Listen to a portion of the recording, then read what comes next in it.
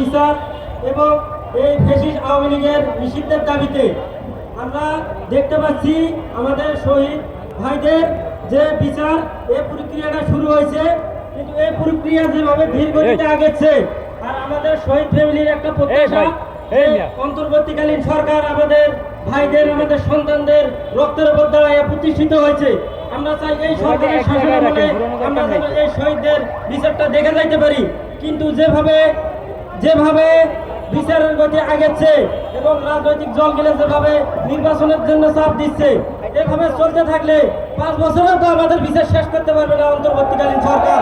আমরা অন্তর্বর্তীকালীন সরকারের কাছে আমাদের জোরালো দাবি, আমাদের এই শহীদ ভাইদের যেন বিচার দ্রুত সময়ের মধ্যে নিষ্পত্তি করা হয়। এবং আরেকটা দাবিতে আমরা এখানে সমবেত হয়েছি, ফ্যাসিস্ট আওয়ামী লীগ সরকার আমাদের ওপর যেভাবে নির্যাতন নিপীড়ন চালাইছে তাদের নিষিদ্ধের দাবিতে আমরা এখানে উপস্থিত হয়েছি। তারা সবসময় নিজেদের একটা দাবি করে আসছে, তারা নাকি 1971 সালের এই স্বাধীনতার নেতৃত্ব দানকারী দল। স্বাধীনতা কি দেশ কি এজন্য হয়েছিল? গণতন্ত্রের মূল মন্ত্র হচ্ছে জনগণের ভোটে নির্বাচিত সরকার, কিন্তু তারা জোর করে দেশের ক্ষমতা দখল করে রাখছিল এবং আমাদেরকে বিভিন্নভাবে আমাদেরকে নির্যাতন নিপীড়ন করছে। রাজনৈতিক দলেরা কোনোভাবে রাস্তায় বের হতে পারে নাই।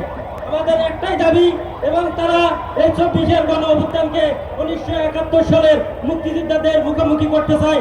আমি একটা কথাই বলতে চাই, 1971 সালে মহান মুক্তিযোদ্ধারা দেশের জন্য জীবন দিয়েছিল, এই দেশের মানুষের মুক্তির জন্য, এবং 24-এর গণ অভ্যুত্থানে এই আমাদের ভাইয়েরা আমাদের সন্তানেরা জীবন দিয়ে 1971 সালের মুক্তিযোদ্ধাদের জীবনের আত্মত্যাগকে আবার পুনরুদ্ধার করছে। তারা যে ষড়যন্ত্র করে আমাদেরকে আমাদের 24-এর যোদ্ধাদেরকে 1971 সালের মহান মুক্তিযোদ্ধাদের সাথে মুখোমুখি সংঘর্ষে দাঁড় করাতে চাই। যারা মুক্তিযোদ্ধা শহীদ ফ্যামিলির সদস্য আছেন তাদের কাছে আমার একটাই দাবি, 1971 সালের যারা যোদ্ধা ছিল এবং 24-এর গণ অভ্যুত্থানের যোদ্ধারা সকলে এক কাতারের সৈনিক।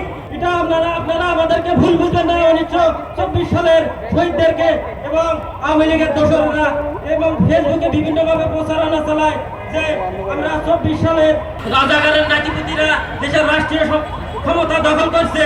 এটা আমরা তীব্রভাবে প্রত্যাখ্যান করি এবং একটা রাজনৈতিক দলকে নিষিদ্ধ করার জন্য যেগুলো কারণ আওয়ামী লীগের মধ্যে থাকা প্রয়োজন সবটি আছে। 3টা গণহত্যা এই 15 বছরে আওয়ামী লীগ সরকার 3টা গণহত্যা পরিচালনা করছে। একটা হচ্ছে আর্মিদের হত্যা করছে, পরবর্তীতে সাপ্লাই হত্যা এবং সর্বশেষ জুলাই গণহত্যা।